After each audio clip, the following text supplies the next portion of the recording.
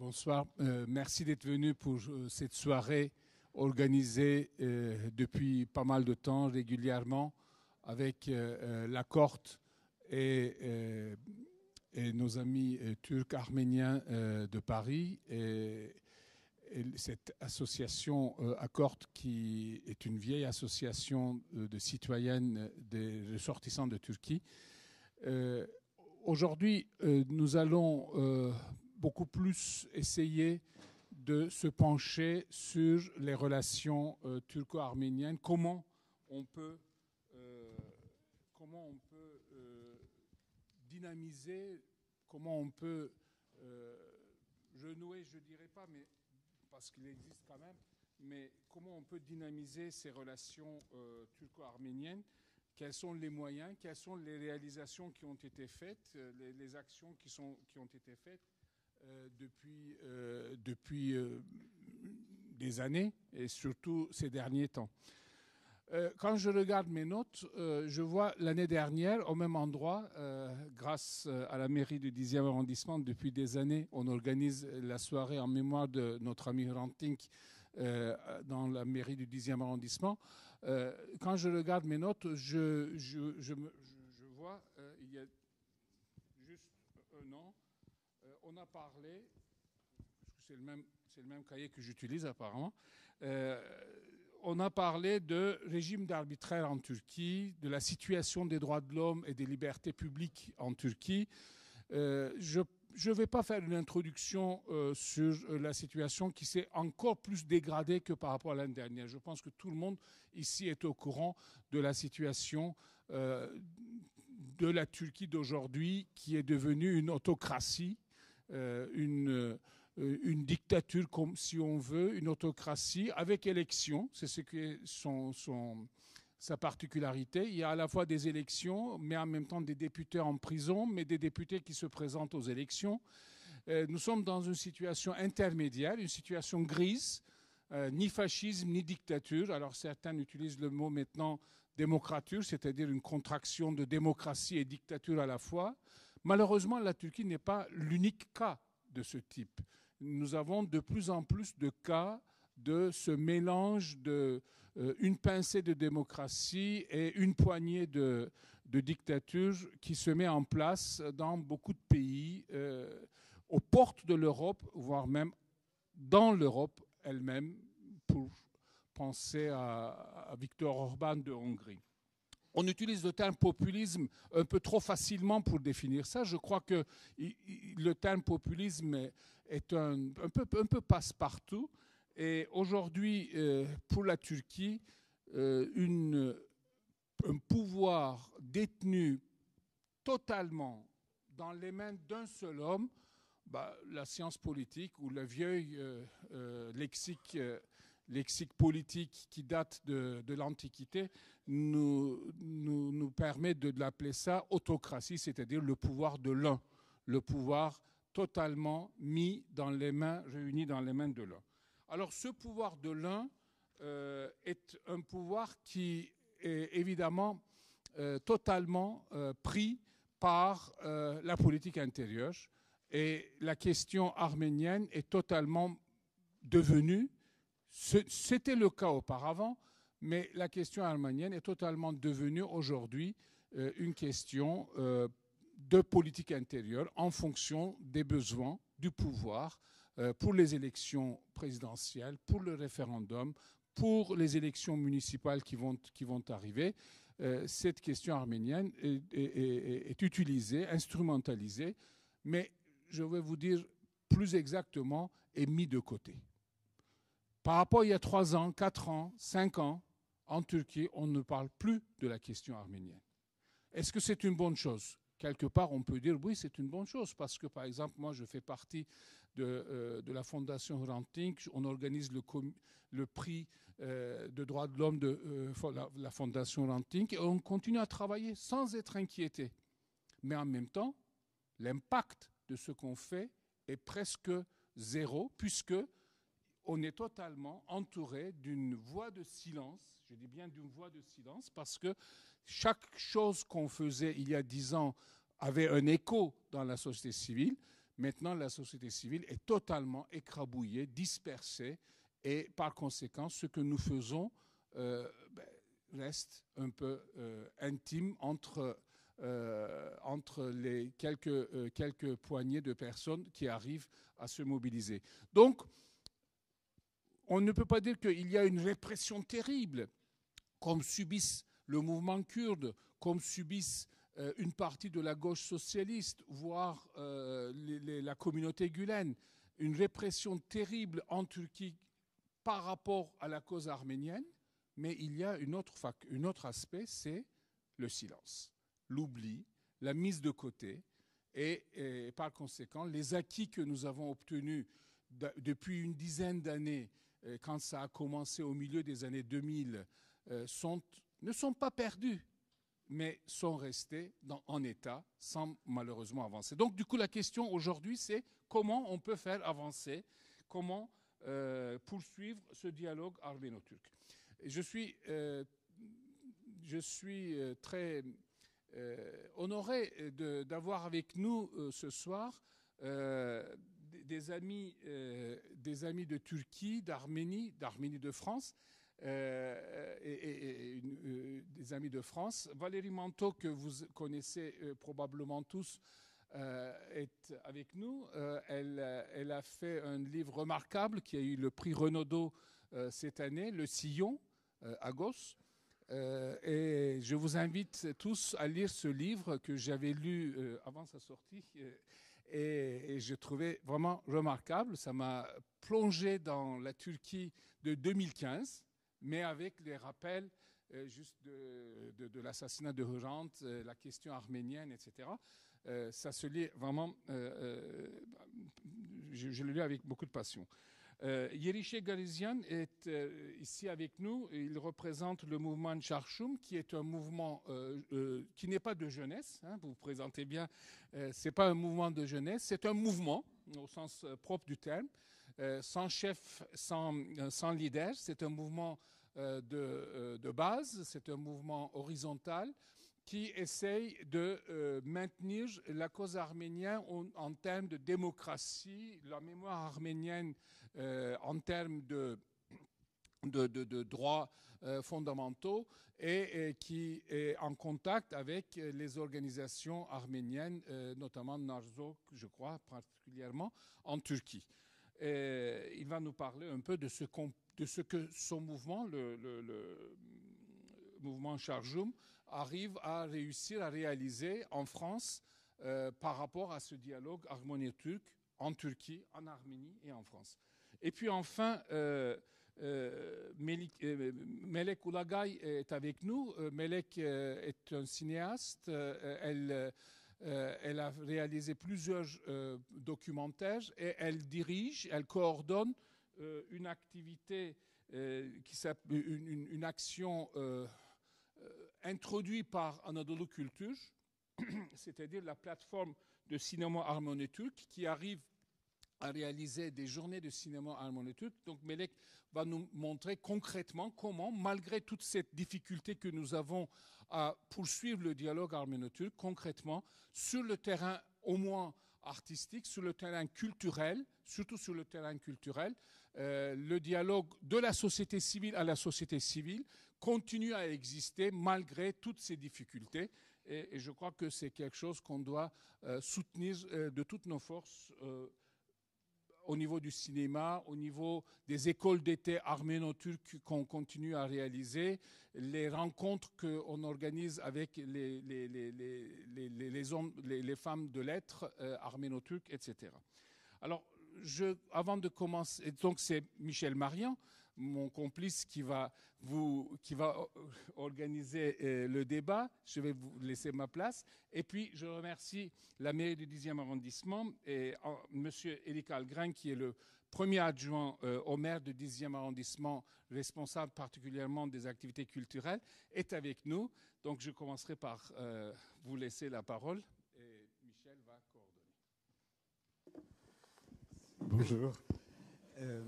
Vous voulez dire un mot avant, Non, comme pas vous du voulez. tout. Non, non, Allez-y. attendez, monsieur le premier adjoint, c'est à vous. Vous nous accueillez, nous vous en remercions. Vous avez une fidélité pour ce dialogue arméno-turc qui a commencé il y a longtemps, mais en tout cas sous cette forme de réunion annuelle qui a commencé il y a 9 ans ou 10 ans. Je voulais vous en remercier au nom de tous ceux qui sont là. Donc beaucoup sont là très régulièrement et on en est heureux, mais aussi des gens nouveaux. Donc à vous, monsieur le premier adjoint. Merci. Pas besoin de tant de déférence. Hein. On est là, effectivement, entre nous ce soir.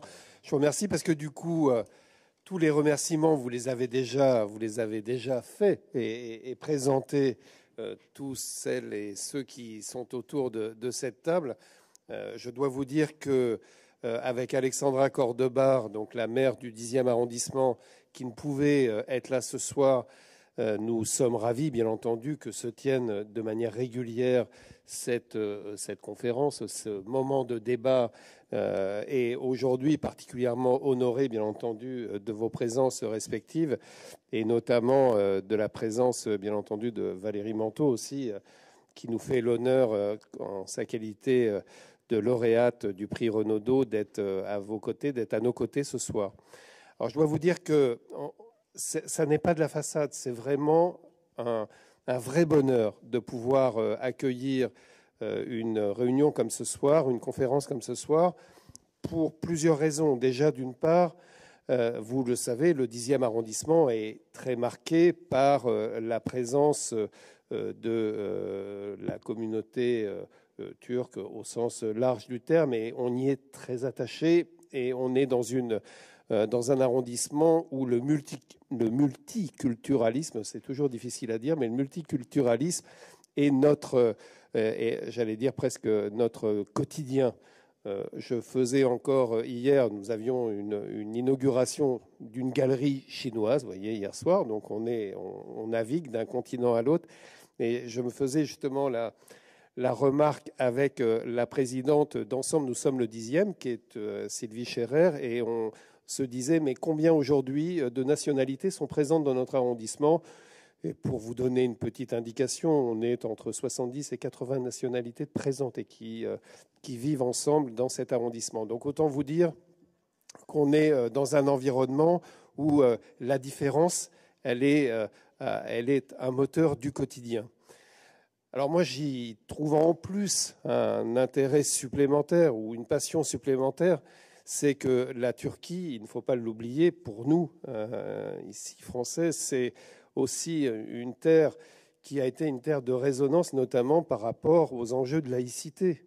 C'est quand même quelque chose qui, autrefois, a été un vecteur et qui a beaucoup influencé aussi le comportement et puis la manière de vivre la laïcité en France. Et on ne peut que regretter, bien entendu, qu'aujourd'hui, comme c'était signalé tout à l'heure, toute cette particularité de ce pays se trouve aussi malmenée. Voilà, donc double raison ce soir pour vous permettre justement de pouvoir exprimer au travers de Hrant Dink cette ferveur, ce que représente la Turquie et donc de quelle manière on peut arriver à faire en sorte d'être au centre d'un écho le plus large possible. Voilà. Donc je ne serai pas beaucoup plus long par rapport à cette présentation, parce que je sais que vous avez et qu'on a beaucoup de choses à dire, beaucoup de choses à échanger. Mais je voulais, une fois de plus, vous garantir, vous donner comme gage le fait que cette mairie restera, aussi longtemps que nous y serons, votre maison. C'est la maison de tous, bien entendu, c'est, vous le savez, la maison commune, mais c'est aussi et surtout votre maison. Voilà, merci d'être là. Merci, monsieur. Bien, alors avant de passer au débat proprement dit, nous réparons un oubli. Vous avez derrière, au fond de la salle, à une table, à la fois des documentaires de Serge Avedikian et de Jacques Kebadian, qui sont d'ailleurs ici dans la salle, pas simplement cette fois-ci, mais tous les ans. des courts-métrages autour enfin courts, plus ou moins courts, autour de la mémoire arménienne, autour du présent arménien aussi. Donc je vous engage, pour ceux qui ne les ont pas vus, à aller les retrouver, pas pendant le débat bien sûr, mais après. Il y a là-bas aussi le livre de Valérie Manteau, mais là-dessus je n'épilogue pas puisque nous allons en parler plus précisément tout à l'heure. Nous avons pensé, puisque comme Ahmet l'a évoqué, il y a différents lieux pour ce dialogue arméno-turc et pour l'interroger. Alors, nous n'avons pas fait venir d'Américains, mais nous avons au moins 3 lieux qui sont la France, la Turquie, l'Arménie, et nous avons pensé commencer par la Turquie, et donc par Melek Urugay, que nous sommes ravis de recevoir. Ahmet l'a présenté. J'ajouterais juste que ça nous fait encore plus plaisir cette année, au moment où nous soutenons évidemment et nous avons une pensée permanente pour Osman Kavala, pour Anadolu Culture, pour tout ce qui a été fait par cette fondation depuis maintenant beaucoup d'années, sous des formes extrêmement différentes. Et bien sûr, nous serons toujours aux côtés de ceux qui demanderont la libération d'Osman Kavala.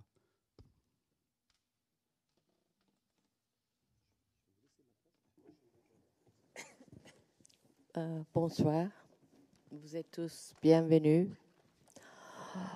D'abord, je suis très heureux d'être ici parce que je me sens que je suis parmi des amis qui est pour nous, dans cette époque-là, très important. Moi, j'ai appris à parler le français un peu dans les rues de Paris, donc je parle, mais je peux faire des erreurs aussi. Je vous dis en avance. Je veux commencer par parler de Hrant et Osman, qui sont tous les deux très proches amis de moi. Hrant, depuis 40 ans, on était dans le mouvement soi-disant gauche de la Turquie, et Osman depuis presque 30 ans aussi. Et ces deux hommes, pour moi, ils sont vraiment un lieu très spécial dans mon cœur et dans ma vie. Parce que tous les deux, ils sont des personnalités très différentes, mais il y avait une chose dans tous les deux, à mon avis, qui est très important. Ces deux hommes, ils ont toujours pensé des autres, pas à eux-mêmes. Les autres, pour eux, étaient toujours avant eux-mêmes. Hrant était un homme avec un très grand cœur. Il aimait tout le monde. Il aimait tous. Ni religion, ni origine, ni nationalité, ni langue, ni religion. Il y avait ni sexe, il n'y avait rien de différence. Quand vous connaissez Hrant, après 5 minutes, vous êtes « Oh, bonjour », comme ça. Osman, dans une autre manière, était aussi comme ça. Il ouvre sa personnalité à tout le monde. Et à part de ça aussi, il a donné toutes ses possibilités matérielles, soi-disant, comme vous voulez, pour faire des choses pour l'amitié entre les peuples, pas seulement arméniens et turcs, mais entre tous les peuples de Proche-Orient, de le monde. C'est pour ça que aujourd'hui, je vais vous parler sur les plateformes cinématographiques d'Arménie-Turquie. Mais cette plateforme peut exister aujourd'hui à cause de Hrant et Osman. S'il n'y avait pas Hrant, ça ne peut pas arriver. S'il n'y avait pas Osman, aujourd'hui, on n'était pas possible d'avoir un travail pareil. Quand Hrant était assassiné, c'était 2007. Je me souviens de ce jour très bien. c'était un très grand choc, mais en même temps, je pense que c'était un point de tournant dans toutes les relations entre l'Arménie et la Turquie, l'arménienne et le peuple en Turquie. Et le jour de l'assassinat, je pensais que c'était un vendredi, je ne suis pas sûre, mais je pense que c'était un vendredi. C'était vers 3 heures de l'après-midi. Vers 7 heures, devant le journal de Agos, où Hrant était le rédacteur en chef, il y avait une énorme population. Moi, j'ai été très étonnée. Et pour la première fois, pour moi, c'était vraiment comme une révélation. Il y avait les gens qui disent « Nous sommes tous des Arméniens, nous sommes tous des Hrant ». Quand j'ai écouté ça, j'ai dit « Mais c'est pas possible. Tous ces gens, ils sont là, dans 2 heures, dans 3 heures, ils sont là, et il peut dire ça en Turquie. » C'était vraiment, même pour moi, c'était un peu... J'étais pas choquée, mais c'était très étonnant.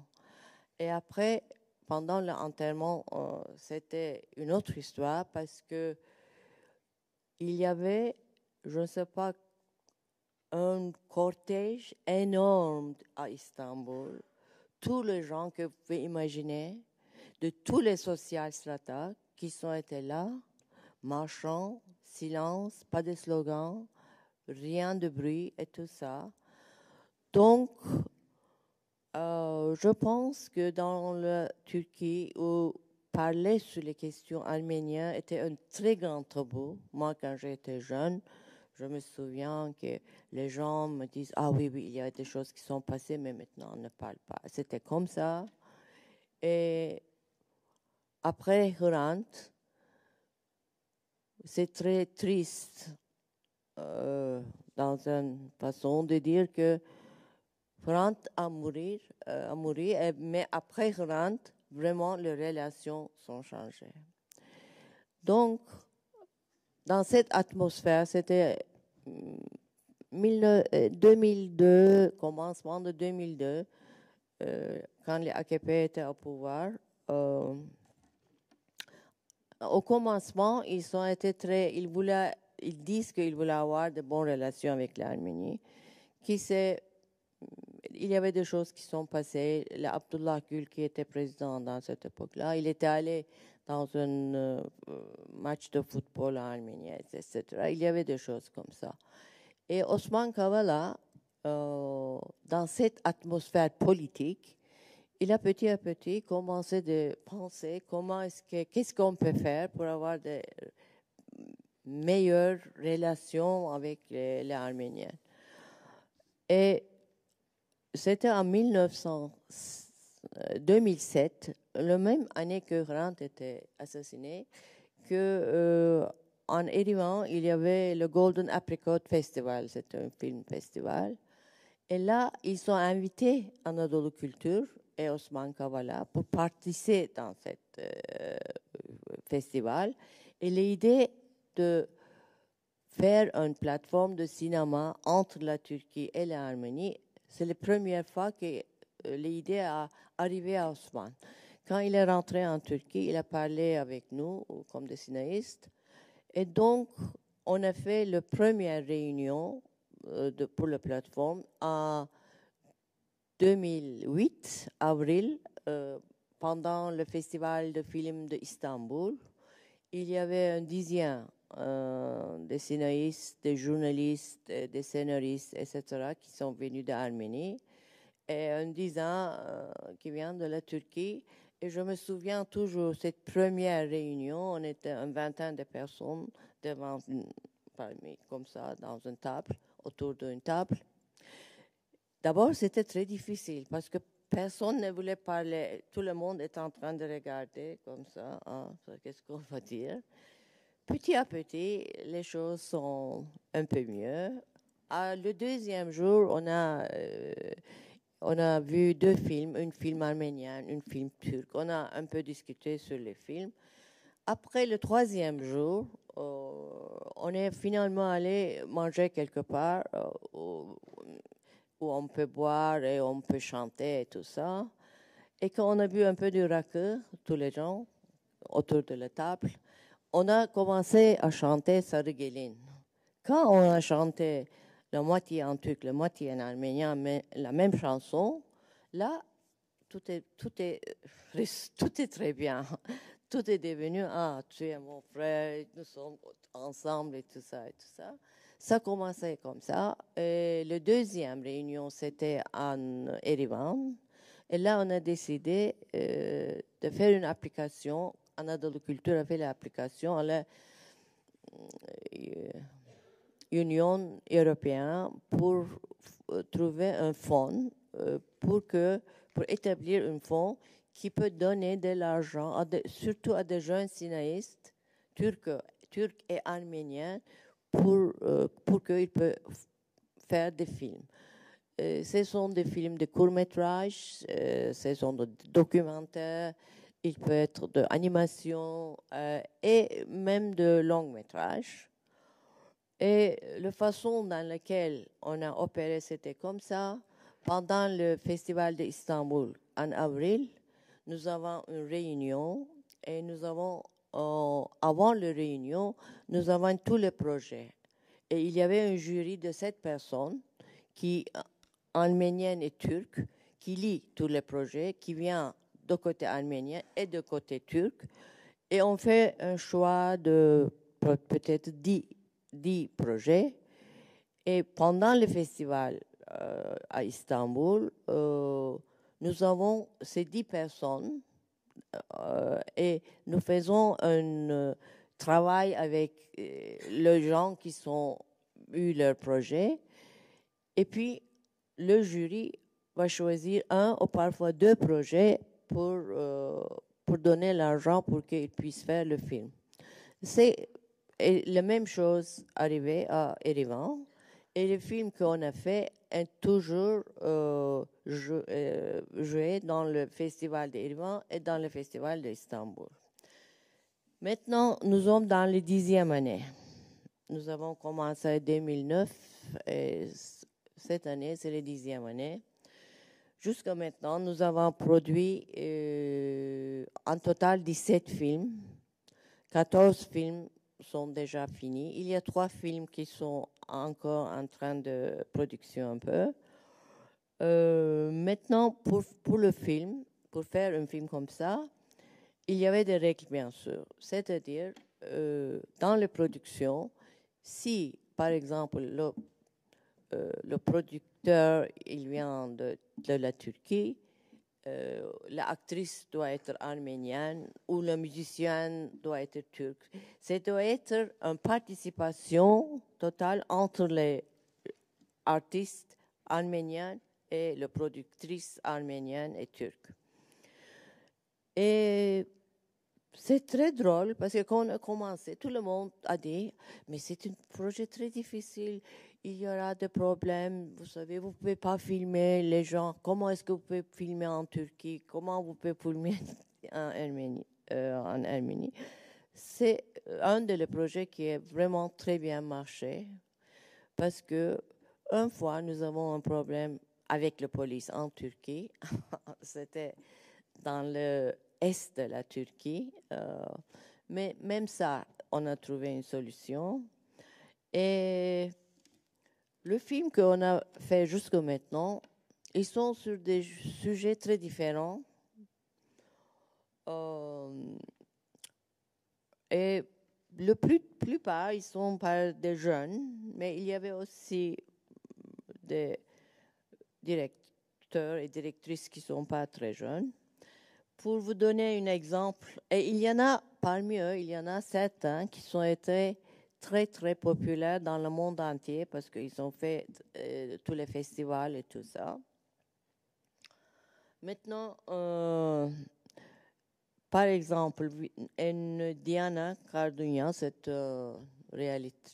cinéaste très douée, elle est venue filmer à Istanbul. Elle a fait un film, c'est un court film sur le Galata, le tour de Galata.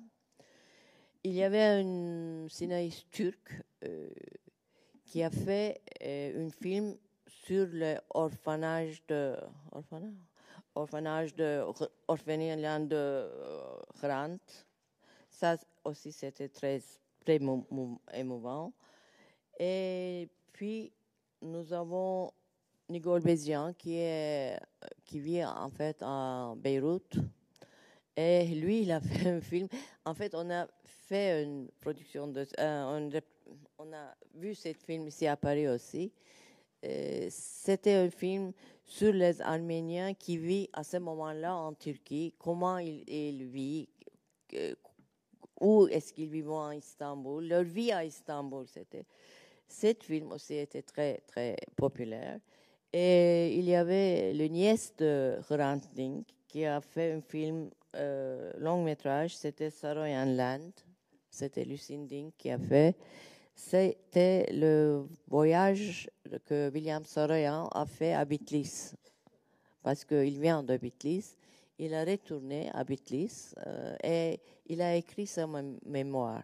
Le film était sur les mémoires de Saroyan. Je ne peux pas expliquer tous les films. Et il y a un film qui est énormément populaire. C'est fait par une cinéaste turque, Derya Durmaz, qui s'appelle Ziyazan. C'était filmé totalement en Arménie. Et Ziyazan est une petite fille arménienne qu'on a trouvée comme ça, je ne sais pas. Elle était allée dans une crèche, je pense. Et elle a trouvé cette petite fille arménienne qui était une actrice incroyable. C'était un film, court film.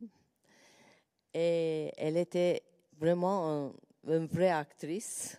Et le film, c'était une petite histoire d'une petite fille qui a un oncle qui va en Turquie avec son camion. Et la fille, elle se cache dans le camion pour aller en Turquie pour acheter des chocolats, une histoire comme ça. Mais c'était très bien fait, c'était très populaire. Et c'est comme ça. Maintenant, cette année, pendant toutes ces périodes-là, moi et Chidam Mater, qui était responsable à Anadolu Culture de la plateforme et qui malheureusement n'est pas avec nous parce qu'elle n'a pas le permis de sortir de la Turquie à cause de Anadolu Culture, les situations qui passent avec Osman Kavala. Oui, quand je parle, là, je dis Osman Kavala, chaque fois, vraiment, je me sens mal. L'année dernière, j'ai été à Erivan. Depuis 7 ans, chaque année, je parle à Erivan, dans le Golden Apricot Festival. Et parmi tous ces 7 ans, bien sûr que c'était très intéressant. Pas seulement le film qu'on a fait ensemble, on est devenus très proches avec nos amis à Erivan, mais j'ai vu aussi comment le développement d'Erivan, que je trouve très, très intéressant, et surtout l'année dernière, quand nous sommes été là, c'est en juillet, le festival, il y avait le changement de gouvernement en Arménie. Et nous, on était dans une situation très difficile parce que Osman Kavala, qui est le fondeur de Anadolu Culture, lui, il était en prison. Donc, tout d'un coup, vous voyez les différences entre les deux pays. Les évolutions ne sont pas tout à fait dans le même couloir, c'est-à-dire. Mais moi, personnellement, j'ai été très, très touchée par les Arméniens parce qu'ils ont... C'était une fidélité énorme vers Osman, qui sont vraiment faits dans une manière très, très étonnante. Et même quand je parle, vraiment, je peux pleurer parce que je me sentais que les gens à Erivan, les Arméniens, ont connu la valeur d'Osman beaucoup plus que beaucoup de gens en Turquie. Il faut que je vous dise ça je suis très sincère. Et maintenant, aux côtés de l'Union européenne, ils ont été là à Erivan l'année dernière et ils ont dit qu'ils sont très fiers de ce projet. Et cette année, ils voulaient donner encore de l'argent pour qu'on puisse continuer de faire ça. Mais bien sûr, nous voulons continuer avec notre travail, mais par exemple, cette année, on ne peut pas faire le réunion dans le Film Festival d'Istanbul. On va directement le faire à Erivan. Et puis, bien sûr, c'est un peu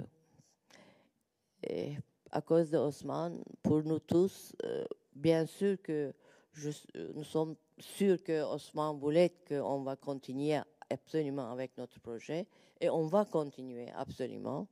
Mais qu'est-ce qui va passer dans le futur, je ne peux pas vous dire. Mais tout ce qu'on a fait jusqu'à maintenant, c'était une très grande expérience pour nous tous, pour tous les gens avec qui nous avons travaillé. Il y avait les Kurdes aussi, les Arméniens. Il y avait un très grand rapprochement entre les Kurdes et les Arméniens et des grandes discussions.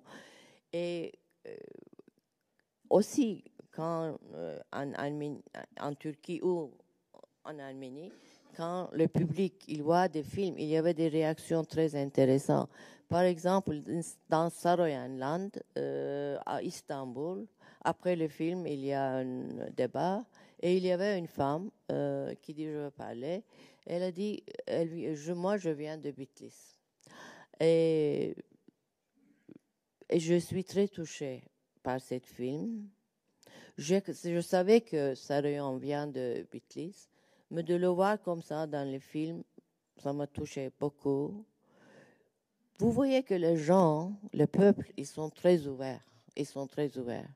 Et en Arménie aussi, quand ils ont vu le film de Nicole Bézian sur Istanbul, le film a joué 4 fois. Il y avait beaucoup de gens qui sont venus parce qu'ils voulaient voir comment les Arméniens peuvent vivre dans ces époques-là à Istanbul. Et pour eux, c'était très étonnant parce que dans un cas, quand vous voyez dans le film, c'est une vie très normale.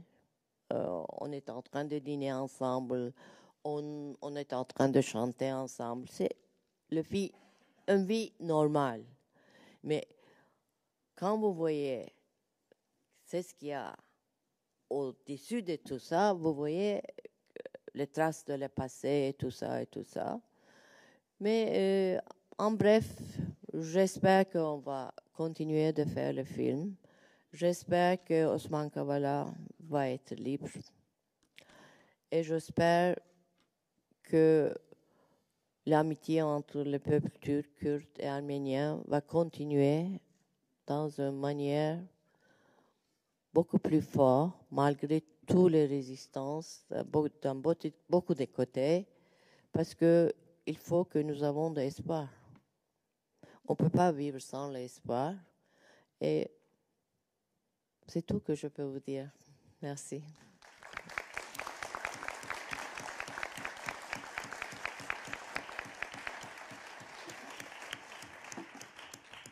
Merci beaucoup à Melek Oulougaï d'avoir à la fois restitué de façon aussi vivante les personnalités d'Osman et de Rant, d'avoir mis en valeur la dimension émotionnelle aussi des relations entre Arméniens et Turcs, évidemment au moment de la mort de Rant, mais même d'une façon évidemment moins importante, mais quand même au moment du match de foot, d'avoir bien montré aussi ce qu'étaient les ambivalences de cette période AKP et surtout d'avoir ensuite montré que dans cette, j'allais dire dans cette partie de la culture, avec autant de cinéastes dans la salle, c'est une partie extrêmement importante de la culture, mais ça n'est qu'une partie, tout ce qu'on peut faire déjà, c'est-à-dire tout le potentiel de la coopération créative, je ne sais pas quelle expression utiliser, entre Arméniens et Turcs. Alors, nous allons maintenant écouter Valérie Manteau, juste dire que je crois que tous ceux qui sont ici, quand ils ont appris la nouvelle du prix Renaudot que vous avez obtenu, étaient très heureux. Alors, certains avaient lu votre livre avant, pas tous, et ceux qui l'ont lu après ont été... Quand on n'entend rien? Alors, depuis quand on n'entend rien? Depuis que j'ai commencé à parler, je ne vais pas tout reprendre. Je parlais du plaisir que nous avions eu tous à entendre la nouvelle de l'obtention du prix Renaudot par Valérie Montaud. Et je voulais ajouter que, et le reste ce sera le contenu du livre, elle va en parler, mais que l'usage qu'elle a fait du titre, qui est bien sûr la traduction française de Agos, mais qui est aussi, pour reprendre les interrogations qui sont les nôtres ce soir, une question sur cet acquis, ce legs de rente dans des périodes qui ne sont plus du tout les mêmes et où en même temps quelque chose continue à avancer et à avancer émotionnellement. Est-ce que vous m'entendez là? Oui, ça marche. Merci, merci infiniment à tous. Et déjà des mots très touchants que j'entends sur mon livre. Je vais essayer de parler en regardant devant moi. C'est assez émouvant pour moi. Alors, depuis le prix, j'ai l'occasion de faire beaucoup de présentations du livre devant des publics très différents. Et je dois avouer que des publics comme celui-ci, les gens qui m'entourent et qui viennent de parler, qui ont connu Rand, qui est un des personnages principaux de mon livre, si ce n'est la figure tutélaire du livre, me met dans une position très intéressante et que j'ai évidemment cherchée, mais aussi très questionnante, c'est-à-dire qu'est-ce que je fais là à vous parler de cette histoire que pour certains vous avez connue de première main, et moi toute l'histoire de mon livre est le passage à la seconde main justement. Quelle transmission peut se faire de cette histoire, notamment, alors moi je suis pas ni arménienne ni turque, je n'ai pas connu Rand de son vivant, et j'ai assez peu connu les gens qui l'ont connu, à vrai dire. Toute l'histoire de ce livre est une histoire de comment on peut trouver notre place quand nous ne sommes pas partie de cette histoire-là et qu'on en a le désir. Alors moi, à titre personnel, mon intérêt au départ vient de deux choses. Du grand amour que j'ai pour Istanbul, pour la ville d'Istanbul. Et je pense qu'une des choses qui me bouleverse dans Istanbul, depuis longtemps que j'y vais, et autour duquel je tourne autour de cette question-là depuis longtemps, qu'est-ce qui nous touche dans cette ville, dans tous les clichés qu'on se répète et qui sont pourtant vrais sur Istanbul, c'est-à-dire la grande nostalgie qui traverse cette ville et ses habitants. Il me semble que la nostalgie vient d'un manque, vient d'un absent. Et cet absent, moi, j'ai fini par le cristalliser dans cette figure du journaliste assassiné, de la personne qui parlait et que les gens aimaient et qui a disparu, et de la culpabilité commune de la perte de cette personne-là. Ça, c'est la première chose. Et la deuxième chose, c'est un livre et une personne. Moi, j'ai découvert l'histoire de Rand à travers le livre de Pinar Selek, qui s'appelle « Parce qu'ils sont arméniens », que sans doute beaucoup d'entre vous connaissez ou avez lu. Et si ce n'est pas le cas, je vous encourage évidemment à la lire. Pinar Selek, c'est une opposante et activiste qui est en exil en France depuis une dizaine d'années, qui habite à Nice. Moi, j'habite à Marseille. On se connaît depuis quelques années. C'est quelqu'un que j'apprécie et j'admire beaucoup. Et elle a écrit ce livre, Parce qu'ils sont arméniens, en 2015, qui raconte, entre autres choses, l'histoire de Rand, que je ne connaissais pas. Je pense que je devais connaître son nom, mais vraiment très peu de choses, à mon avis, de son histoire. Et il se trouve que le récit qu'elle a fait dans ce livre, qui est donc publié en 2015, à un moment où, à titre personnel, je sortais de l'attentat de Charlie, si je peux dire. Moi, j'ai travaillé à Charlie Hebdo pendant plusieurs années et je venais de perdre des collègues et des amis très proches dans l'attentat de Charlie.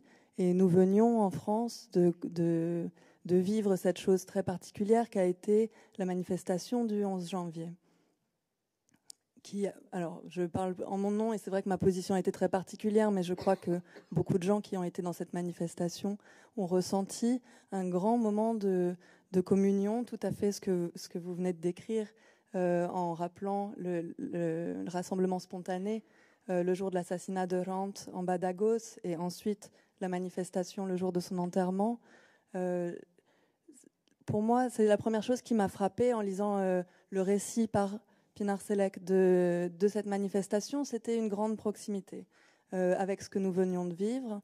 Et je dois dire qu'au début, c'est ça qui m'a donné envie de dérouler cette histoire, parce que j'y cherchais des réponses, des échos, peut-être aussi un avenir de ce qui nous attendait, nous, en France, nous, après l'attentat de Charlie, parce qu'il y avait 10 ans d'écart entre les deux histoires.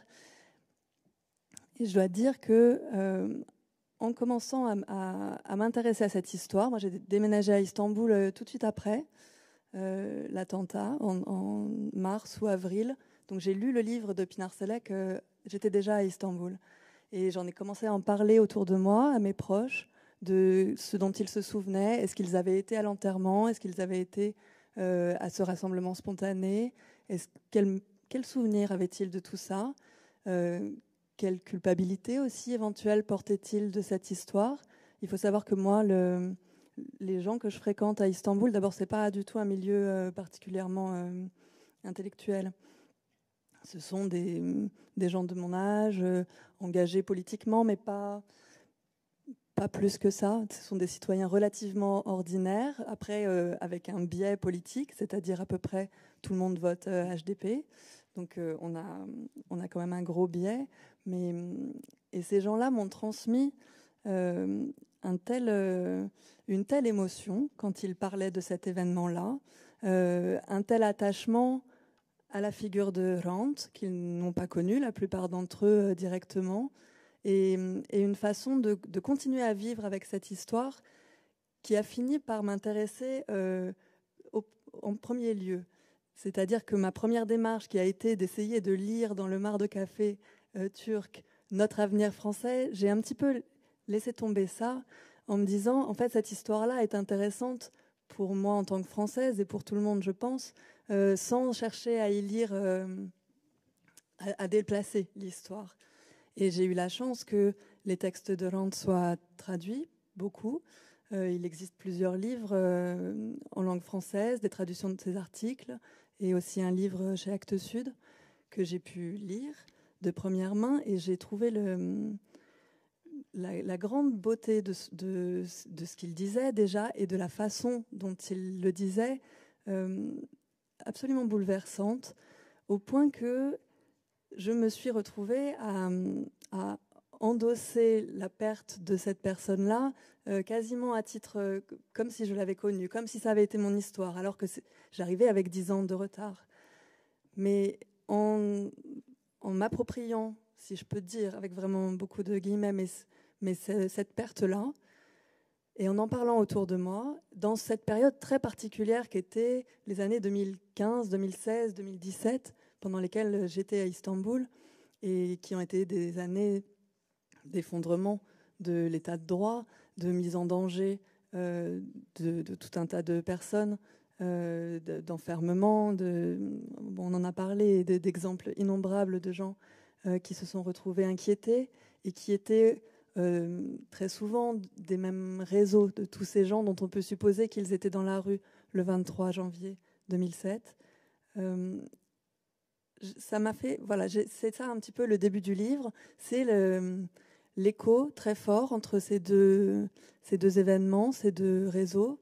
De vouloir parler de l'Istanbul que moi j'ai connu m'a semblé impliquer qu'on devait remonter au moins jusqu'à cet événement-là, qui faisait lien entre tous les gens que je rencontrais, et évidemment qui faisait lien à une histoire bien plus lointaine, puisque une des choses, une des photos qui m'a beaucoup touchée des manifestations, je pense, de l'enterrement ou d'une des commémorations, c'est ce panneau qui dit 1 500 000 plus 1.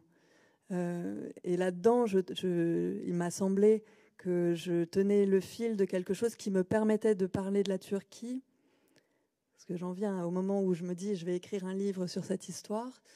C'est une position assez compliquée. Quand moi je ne suis pas politologue, ni historienne, et je n'avais pas envie de m'improviser ni politologue ni historienne juste pour faire un roman. Cela dit, faire un roman parlant d'Istanbul ou se passant à Istanbul en 2016 sans parler un tout petit peu de politique et d'histoire m'a semblé simplement pas possible et pas assumable comme position. Et le fait est que notre vie quotidienne était extrêmement parasitée par la situation politique. Et donc de devoir faire entrer cette problématique-là sans sortir complètement du cadre du roman, ça s'est fait par cette figure tutélaire de Rand, de la façon dont j'en parlais aux gens et la façon dont les gens m'en parlaient et le réseau que ça a créé autour de moi ont fait la trame du livre, si je peux dire. Je raconte beaucoup d'autres choses dans le livre que l'histoire de Rand, mais il est le lien entre toutes les personnes, qui va des gens anonymes, si je peux dire, et qu'en tout cas j'ai anonymisé, qui sont mes proches à Istanbul, jusqu'à des gens dont plus personne n'ignore le nom, Aslı Erdoğan ou Pinar Selek, que je cite en donnant leur nom, puisque ce serait vain de changer simplement le nom de ces personnes-là. Voilà ce que je peux dire. Pardon, je suis arrivée au bout. Sans conclusion bien structurée. Mais...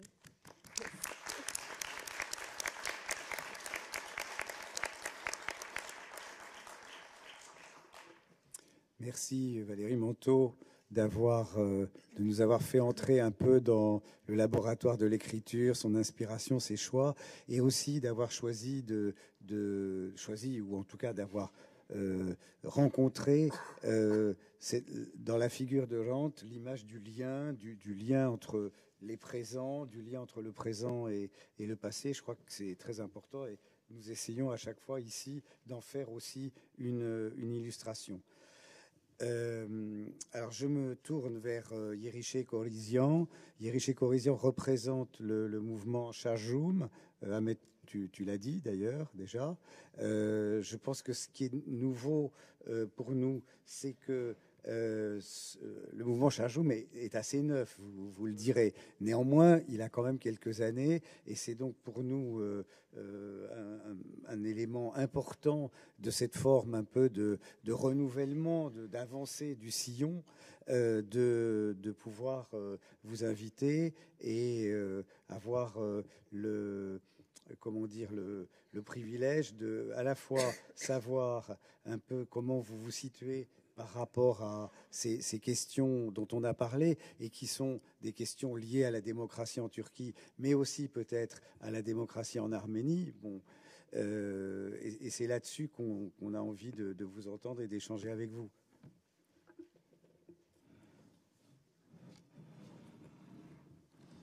Merci. Bonsoir à toutes et à tous. Alors, au risque de décevoir les attentes, peut-être qu'on va un peu moins parler du mouvement que je représente, le mouvement Chajum, qui m'a d'ailleurs demandé de porter une parole collective. Ahmed le disait au début, on fonctionne très horizontalement et les choses que je vais dire sont le fruit d'une réflexion collective et aussi personnelle, bien évidemment, puisque c'est une question qui m'intéresse au premier titre. Donc je ne vais pas trop parler du mouvement Chajum, de ses positions sur l'Arménie et je vais parler des positions de Chajum sur le dialogue arméno-turc. Sur l'Arménie, je vous conseille de consulter notre page Facebook qui est assez éloquente. On va dire que nous étions contre le gouvernement précédent et que nous sommes libres vis-à-vis du gouvernement présent. Donc voilà. Mais ce n'est pas le sujet d'aujourd'hui, quoique souvent tous les sujets se recoupent. J'aimerais commencer bien évidemment par remercier les organisateurs de cet événement, la Corte et le Rêve commun, qui nous ont fait l'honneur de nous inviter. Vous remerciez vous aussi de votre présence nombreuse et de l'intérêt que vous pouvez porter à cette discussion, l'intérêt partagé.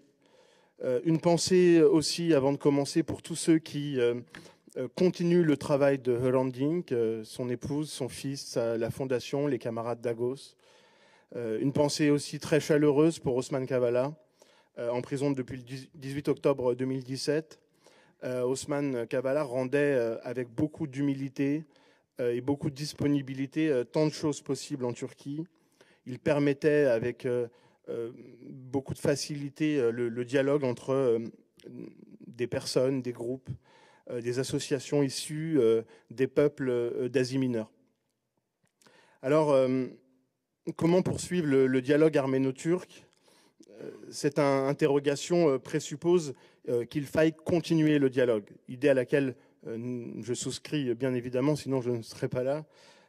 Mais l'intitulé du débat, comment poursuivre, nous pousse également à dresser un bilan de ce dialogue, d'analyser autant que faire se peut les facteurs qui ont conduit à de belles réussites, mais également à certaines déconvenues. Il y a une entité, un acteur, qui depuis le début a vicié, perturbé, pourri le dialogue interpersonnel, le dialogue entre associations, le dialogue entre peuples arméniens et turcs. Cette entité, vous l'avez compris, c'est pour nous l'État turc et les partisans de cet État. Mais la politique de l'État turc moderne ne doit pas être l'excuse pour ne rien faire, l'excuse pour ne pas avoir cette discussion. Et c'est vrai que beaucoup en diaspora, nous sommes un mouvement diasporique, beaucoup en diaspora ont une posture politique qui consiste à dire « attendons que l'État turc change, qu'il devienne démocratique, ouvert, etc. » Que les institutions, enfin ça va prendre du temps, les militants qui sont là le savent très bien, et nous verrons après ce que nous pourrons faire avec les Turcs et les gens qui vivent en Turquie. Pour nous, c'est une posture qui, à notre avis, est trop simpliste. Il faut commencer dès maintenant à travailler, à tisser des liens et bien évidemment à dialoguer. L'État turc est l'entité qui pose les problèmes et la question que j'aimerais poser pour répondre à la première des questions est donc la suivante. Comment continuer le dialogue arméno-turc sans tomber dans les pièges de l'État turc ? Alors lorsqu'on parle de dialogue arméno-turc, il ne faudrait pas non plus essentialiser les catégories arméniens et turcs. Il y a des Arméniens, il y a des Turcs dans leur diversité, dans des ressentis pluriels, des histoires familiales hétérogènes. Qui dit dialogue dit également contenu du dialogue et modalité du dialogue. Là aussi, les possibilités sont infinies. Et souvent, ces dialogues sont informels. Là, on est dans un exercice qui est entre les deux. Je donne souvent l'exemple d'artistes qui jouent de la musique ensemble, qui créent des œuvres, et sans se poser la question toutes les 5 minutes, qui dans le groupe est arménien, qui est turc. Et pour rester sur cet exemple, on va dire artistique, musical, je donne souvent l'exemple des projets culturels qui sont menés par une ONG qui s'appelle RIPER, qui a créé il y a quelques années un projet de recherche ethnomusicale et qui a permis de retrouver des instruments de musique arméniens ancestraux conservés par les habitants des régions où vivaient les Arméniens avant le génocide. Si cette ONG était restée en diaspora, ou même en Arménie, jamais ce projet aurait pu être concrétisé. Sans aller sur place et sans nouer des liens avec les acteurs locaux, cette défense d'un patrimoine inestimable n'aurait pas pu être possible. Enfin, dans ce dialogue, il y a un mot clé, un mot tabou pour certains, mais un mot important, c'est celui de génocide. Le dialogue arméno-turc ne peut, bien évidemment, ne se limiter à ce seul sujet. On ne peut pas parler uniquement du génocide. Mais quel serait un dialogue arméno-turc qui éviterait la question du génocide ? Nous pouvons parler de traditions culturelles, d'histoire, de géographie, de musique, de recettes de cuisine, de la pluie et du beau temps. Si l'on juge ce dialogue nécessaire, c'est qu'il y a un contentieux. C'est qu'il y a quelque chose, une méfiance. On peut tourner autour du pot. Toujours contourner le sujet du génocide, ce problème reviendra tôt ou tard, même lorsqu'on parlera de recettes de cuisine, je vous le garantis. la question du génocide n'est pour nous pas l'obstacle. Ce n'est pas l'obstacle au dialogue. Mais au contraire, c'est la clé pour débloquer les choses. Pour nous, le dialogue est bien évidemment, je crois que ça coule de source, une nécessité. Si l'on veut nouer des liens avec les communautés arméniennes de Turquie, je parle en tant que représentant d'un mouvement arménien de diaspora, si l'on veut nouer des liens avec ce que certains appellent les crypto-arméniens, les Arméniens qui redécouvrent leurs origines et qui s'intéressent à leur identité et qui d'ailleurs sont en train de créer leur propre identité arménienne, parce qu'il n'y a pas une identité arménienne, il y a une identité turque, les gens qui sont là le savent très bien. Les Arméniens islamisés, les Arméniens turquifiés. Et puis, ce dialogue est une nécessité aussi parce qu'il y a des Arméniens vivant en France ou ailleurs qui ont un attachement viscéral avec cette terre, indépendamment d'ailleurs de l'État qui l'occupe. Turcs, Kurdes, Alévis, Laz, Zaza, Tcherkèzes, Assyriens, Chaldéens, qui vivaient sur ces terres, là où vivaient les Arméniens avant le génocide, là où certains vivent encore, sont aujourd'hui victimes de certaines oppressions de la part du même État qui a commis le génocide. Et certains d'entre eux sont aussi en quête de justice. Il y a matière à dialoguer. Alors, pour ne pas tomber dans les pièges, il faut être conscient que toutes les démarches n'ont pas été forcément productives. C'est l'occasion de faire un minuscule bilan, et qui n'est d'ailleurs pas définitif, et qui n'est que notre avis.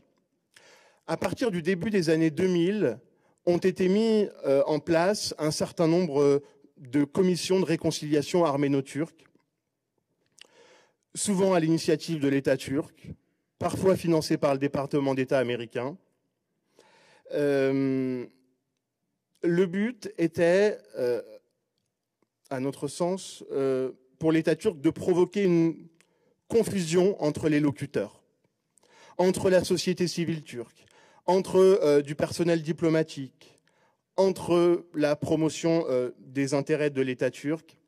L'objectif était de profiter d'un rapport de force favorable à l'État turc et d'organiser la réconciliation arméno-turque fondée sur la suppression de la question du génocide. Le but était d'éluder, de mettre au placard la question du génocide, mais à chaque fois, elle revenait.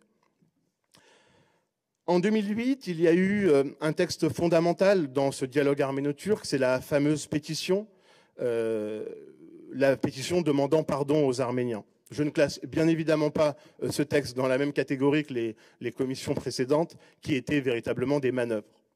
Mais cette commission, si elle a permis énormément de choses, a suscité en diaspora beaucoup d'interrogations, beaucoup de méfiance et beaucoup de désillusions. La première chose que les Arméniens ont remarqué, c'est qu'il manquait le mot génocide. Et je vous assure que beaucoup d'entre eux étaient prêts à faire l'économie de ce mot, compte tenu de la situation en Turquie à l'époque. Beaucoup étaient prêts à ne pas voir écrit le mot génocide dans ce texte, parce que les initiateurs de cette pétition devaient aussi penser à la sécurité des gens qui portaient l'initiative du dialogue, la nécessité de procéder par étapes, d'entamer un débat dialectique.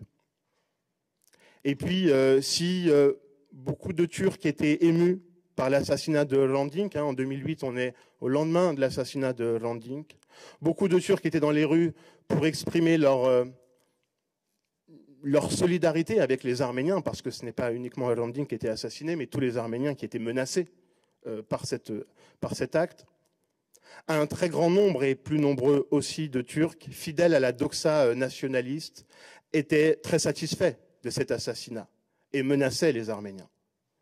Et donc, nous avons très bien compris que le mot génocide, pourquoi le mot génocide n'avait pas été utilisé, mais les explications de certains des lanceurs de cette pétition nous ont troublés. Surtout lorsqu'on nous a expliqué que le mot génocide n'avait pas été employé parce que les Arméniens préfèrent l'expression Medzirern, grande catastrophe. Alors nous avons découvert notre préférence, mais beaucoup d'Arméniens à cette époque découvraient cette expression Medzirern, qui n'est pas la plus usitée chez les Arméniens. On nous a également dit dans la presse turque, de la part de certains des lanceurs de cette pétition, que grâce à celle-ci, le processus de reconnaissance internationale du génocide était stoppé. Alors nous nous sommes dit que peut-être il y avait des choses qui n'allaient pas. Il faut savoir que pour beaucoup d'Arméniens, pour la plupart d'entre eux, je crois, le mot génocide est, on va dire, l'orthonyme, le mot juste, la désignation immédiate des crimes fondateurs de la diaspora arménienne. Camus disait « mal nommer les choses, c'est ajouter au malheur du monde ». Dans le cas en présence, la non-utilisation du mot génocide a ajouté de la confusion et de la défiance. Mais cette année 2008, cette pétition, cette demande de pardon, et en tout cas tout ce qui s'est passé autour de l'après-assassinat de Hrant Dink a ouvert une boîte de Pandore. À partir de cette période-là, jusqu'en 2015 à peu près, il s'est passé plus de choses en Turquie en moins de 10 ans qu'en un siècle. Beaucoup de choses se sont faites, beaucoup de choses concrètes d'ailleurs. Je n'aurai hélas pas le temps de revenir sur plein de choses, mais nous avons envie tout de même de rester lucides et en tout cas la diaspora est restée très méfiante. Pas toute, hein, bien évidemment. Hein. Je disais, il ne faut pas essentialiser les Arméniens et les Turcs, il ne faut pas essentialiser la diaspora non plus. Mais il y a eu une crainte que certaines personnes ou certaines institutions utilisent la mort de Hrant Dink pour noyer la question arménienne dans un océan compassionnel. Et ce plan entrait parfaitement dans la nouvelle stratégie négationniste de l'État turc, qui consiste à ne plus nier frontalement le génocide, mais à déjudiciariser, sentimentaliser, bilatéraliser, requalifier et relativiser la question du génocide. Nous ne voulons pas d'un dialogue qui serait le moyen d'enterrer les revendications de justice consécutives au génocide des Arméniens.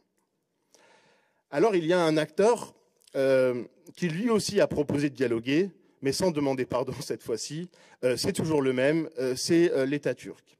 En 2008-2009, l'État turc et l'État arménien ont signé un accord diplomatique qui conditionnait, sous le parrainage d'ailleurs de la Russie, des États-Unis, de la Suisse et de l'Union européenne.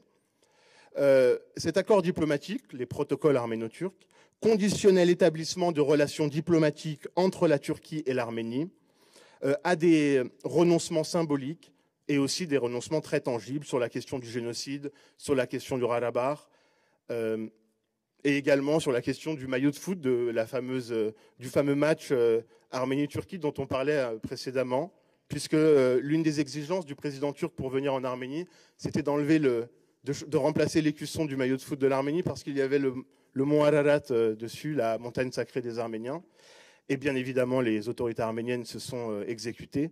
Et ce maillot, depuis 2008, a plus le mont Ararat. Cette année, ils l'ont rajouté en tout petit. Bon, c'est anecdotique, mais c'est aussi un minuscule symbole anecdotique de la lourde responsabilité que portait le gouvernement arménien de l'époque dans l'indignité de ces accords. Alors, pour un dialogue sincère, honnête, respectueux, eh bien, nous préconisons, mais je crois que nous pouvons nous entendre peut-être, de faire dans un premier temps sans les États, tous les États d'ailleurs. On va se débrouiller sans eux. Mais il y a eu des dialogues arméno-turcs qui nous ont, nous, enthousiasmés et qui ont été très utiles. Je pense par exemple au dialogue entre les chercheurs arméniens et turcs sur la question de la lutte pour la vérité, hein, les travaux de Taner Akçam, des éditions Belgué de Zalakolu.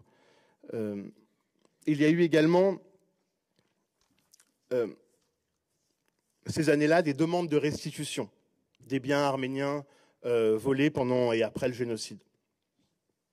À ce titre, d'ailleurs, la Fondation Hrant Dink a mené un travail formidable de recensement. 479 pages de recensement en 2012 des biens arméniens volés. En 2015, la deuxième autorité religieuse arménienne, Aram Ier, formulait une demande devant les juridictions turques de restitution du siège du Catholicosat de Cilicie.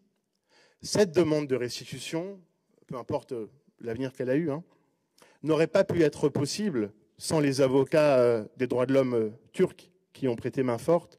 J'ai d'ailleurs eu la chance d'en rencontrer à Istanbul en 2015. Et puis toujours cette année 2015 très importante, et particulièrement pour les militants de Chaljoum, parce qu'on a été, même si Chaljoum n'existait pas à l'époque, très très actifs sur cette question. Une organisation arménienne de Turquie qui s'appelle Norzartung, alors que l'orphelinat dans lequel Hrant et son épouse avaient passé leur enfance était en passe d'être détruit. Cet orphelinat avait été, la communauté arménienne avait été dépossédée de cet orphelinat. Et pendant plus de 100 jours, ils ont occupé ce camp armène, c'est son nom, pour qu'il ne soit pas détruit et pour qu'il soit restitué aux Arméniens. Et les camarades sur place nous disaient, cette bataille triomphale n'aurait pas pu être ne serait-ce que menée sans les organisations politiques kurdes, sans les militants des droits de l'homme, sans les militants de gauche turque, sans les habitants des villages aux alentours du camp armène qui ont apporté des vivres et des couvertures et aidé à cette occupation, sans les ouvriers d'une usine automobile qui ont fait grève en soutien aux Arméniens qui demandaient la restitution de ce lieu symbolique. On pense aussi tous au dialogue mené par le HDP, notamment par la voix qui est très connue en France de Garo Paylan. Il est impossible de porter ces revendications, de réaliser des projets, de soutenir des gens, des communautés en étant hors sol, uniquement dans le plaidoyer, en diaspora ou ailleurs. Et il est peut-être temps de sortir des postures. C'est dès maintenant qu'il faut tisser des liens. Je finirai sur une chose qui dit dialogue, dit choix des interlocuteurs. Tout le monde, je suis désolé de le dire, tout le monde n'a pas vocation à dialoguer, pour de bonnes ou de mauvaises raisons. Certains ne peuvent pas, certains ne veulent pas, certains n'en sentent pas l'intérêt. Et c'est leur droit. Il y a une multitude de dialogues possibles. Et là encore, chacun est libre de se mêler au dialogue qui l'intéresse. Nous avons fait le choix de dialoguer à chaque fois que cela est possible sur des questions politiques, et nous l'assumons. Plus particulièrement sur nos luttes respectives d'émancipation, dans le sens large du terme, entre Arméniens, Turcs, Kurdes, Alévis, et en réalité avec d'autres peuples, d'autres associations, des syndicalistes, des militants des droits humains, peu importe leur origine ethnique d'ailleurs. Ce que nous avons trouvé de fort en commun, c'est la soif de justice, le respect de la dignité, les revendications portant sur les droits, une volonté de construire des sociétés et un monde plus égalitaires et plus fraternels. Un jour, nous mettrons les fascistes dehors. Nous voulons continuer à dialoguer avec et militer à côté, non pas de ceux qui compatissent avec les souffrances du peuple arménien, mais avec ceux qui soutiennent ou au moins qui comprennent nos revendications pour la justice. Merci.